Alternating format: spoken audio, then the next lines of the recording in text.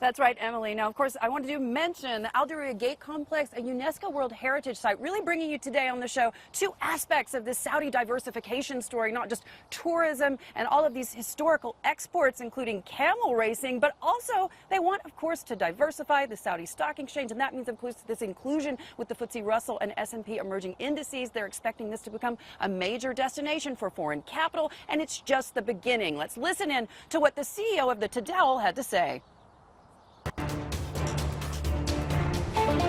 This is part of lots of changes that we have communicated and we have committed to derivatives.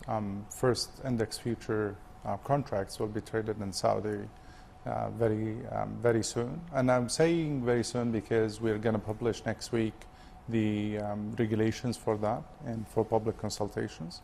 And based on that feedback, we'll finalize the regulations and we'll go ready. The contracts are ready. The platforms, the operations, as we speak, are ready, waiting for the regulations to satisfy the stakeholders as well as the regulators around us. Part of this big change we're doing is activating the Saudi clearinghouse. You know, this is the first clearinghouse in the region.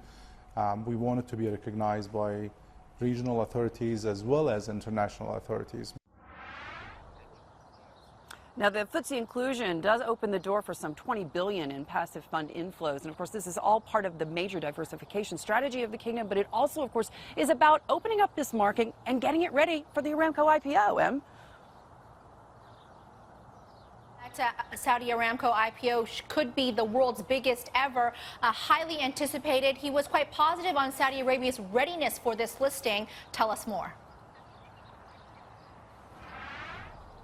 Absolutely, Emily. I think it's going to be really interesting to watch how the next couple of years play out here, because in terms of the Saudi Stock Exchange and the CMA here, they've really done all of the necessary work they need to do to get this kick-started in the right way. And of course, we've heard that 2021 deadline when it comes to the Aramco IPO.